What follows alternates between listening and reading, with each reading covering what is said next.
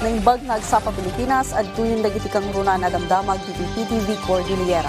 Nupay natal nati selebrasyon ti Pasko iti Baguio City, adamatan dagiti na ilistaan na dangran iti paputok isu ang maibalbala kadlaangan iti panagbuya dagiti umili iti community fireworks display, imbis nga agaramat iti illegal a paputok. Daytoy iti report. Iti assessment ti Baguio City Police Office, nagbalin na natal nati selebrasyon ti Pasko iti syudad ti Baguio.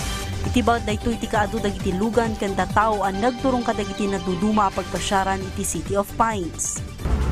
Wala naman actually tayong naitala na crime incident except of course yung sa traffic reckless imprudence resulting in damage to property and physical injuries. Aside from that, wala na. Kaya it's generally peaceful. Nupay makuna natal na ti Pasko iti syudad, adamat ti upat anadangran ga po iti panagaramat iti paputok. Iti datos ti City Epidemiology Surveillance Unit, agtawon iti 7 agingga sa 10 dagiti biktima. Dua iti nagsagrap ti eye injury, bayat at duwa iti nagsagrap iti blast injury iti bagida gapo iti 5-star Kenboga. Nakakumpiskar met iti Public Order and Safety Division iti Quitis kan 3-star, ngay ayaman dagiti ubing iti Baguio City Public Market. Dito yung palengke, strictly monitoring ti office tayo, POSD, ti panaglako, ti fireworks dito. For now, awan pa yung makikita tayo nga agilaklako, agdisplay ng siyempre ti birbirukan tayo dito, ikat dagi agilamlamang. Sumot ti modus daratang agilamang agilako, they are using social media to sell their products. Tapno maliklikan iti nakarkaro pay adunor gapo iti panagaramat iti illegal a paputok, maibalbalakan ti panagusarlaanganan iti turotot. Napipipya ti turotot apang sarabo ti baro atawan, tanataltalgad ken nalaklakapay. Una po sa lahat, ang paputok po ay isa po yan sa nakakadisgrasya ng mga kabataan at matindi rin po na pinagbabawal ng ating gobyerno po ang paputok. Kaya mas maganda po ang turotot, total ito po ay hindi po nakakadisgrasya ng mga kabataan po.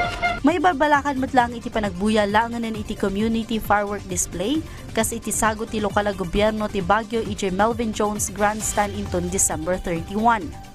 Sigun mat iti BFP Baguio, addan iti 17 a fireworks display an aprobaran kan addaanan iti safety clearance. Iti mat Ilocos Region, iti si dagiti baro atawan, ipalpalagid dagiti otoridad ti panagliklik iti panagaramat kadagiti illegal a paputok.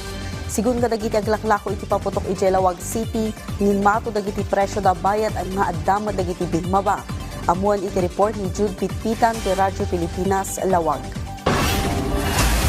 Upatlaangan nga aldaw sakbay ti baro atawan, inertengan ti Bureau of Fire Protection ti panagbantay da kadagiti aglaklako ti paputok iti Lawag City. Dahil katapno maipanamnama nga awan ti may lako nga illegal na paputok kan masurot dagiti safety measures kadagiti pagtagilakwan. Araw-araw kaming nagso-surprise inspection sa kanila. Kung talagang sinusunod yung mga bilin namin or bilin ng Bureau of Fire Protection na safety measures para sa safety ng buong komunidad na kung saan sila nakalokasyon. Agpantay matlaang ti Regional Mobile Force Battalion kadagiti agilaklako ti illegal a paputok. Mabalin tayo nga kasao, i-confiscate kin for turnover to the area of responsibility yung municipality na may hawak. Doon ijay nga i-turnover tayo sir lagi. Dagiti agraramid ti boga, isardeng da kaman sir, no maiwasan tayo kasi no agka problema, possible gamin nga mawara day jay mapisang dagiti ramramay tayo, amutay mutin nga bawal dagiti sir.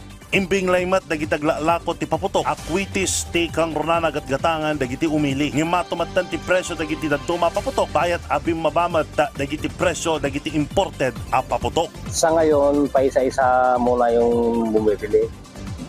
Meron din na yung bumaba, meron ding tumaas na mga ibang item. Yung local natin na mahal, yung imported bumaba. Yung quitis lang muna, tsaka mga fountains, mga luces ng mga bata para sa Christmas muna. Tapos babalik na naman para sa New Year. Kabayatan na, nagbalin ang natalina iti selebrasyon ti Paskwa iti syudad. No pay kasta, nagpalagiplat ta dagiti otoridad ti saan a panagaramat kadagiti illegal a paputok tapno maliklikan tanyaman nga insidente. Daytoy ni Jude Pitpitan, manipod PBS Radio Pilipinas Lawag para iti Pambansang TV iti Baro a Pilipinas. Dagiti kang marunana damdamag dito PTV Cordillera, i-like, i-follow ka nag-subscribe iti social media platforms ti PTV Cordillera iti Facebook, TikTok, and YouTube. Para iti PTV balitangan sa probinsya, siya ni Audrey Villena na imbag nga daw ka naragsak at Pasko.